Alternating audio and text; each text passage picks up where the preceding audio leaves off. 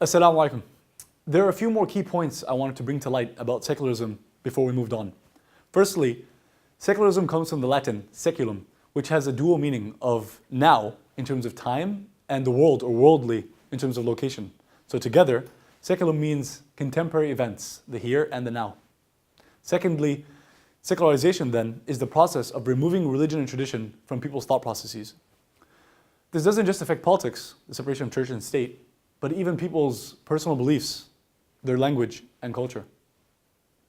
This is because it affects identity and religious symbols and thus values of right and wrong. This leads to, for example, a change in the understanding of gender and gender roles. I point this out because it's important to understand that these abstract ideologies, these abstract concepts like secularism, actually truly affect our thinking in our lives. They aren't just vocab words in a social studies textbook that we have to memorize, for an upcoming exam. Secularism affects politics, society, culture, language, and even our very consciousness. Most of us do not see ourselves, the universe, and our purpose in life the same way as those before us, our predecessors. Due to the multiple components of secularism, which we discussed in the previous lecture, many have absorbed the Enlightenment conception that religious principles and notions of right and wrong have been imposed on us, they are forced on us, and that they are not natural laws that we can study empirically. The last part, of course, comes out of the scientific revolution. Assuming, of course, that what cannot be seen does not truly exist. The conclusion being that we must be our own gods.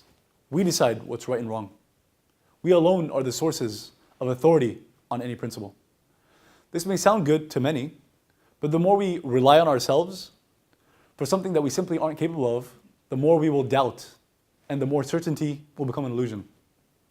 I'll end with a beautiful quote from the author of this article, which is titled Islam and the Secular Age, Between Certainty and Uncertainty. Certainty is achieved through knowledge acquired from learning, not through sound bites, gossip, and rhetoric. Certainty is enhanced by proper religious practice, not from an idiosyncratic posture of disengaged inclusion. Certainty reaches its zenith with truly profound, reflective, transcendental experiences, not episodic encounters with others on social media and production of fiction. These forms of certainty and the pursuit of certainty itself must endure until our certainty meets what is ultimately certain about our existence, its end.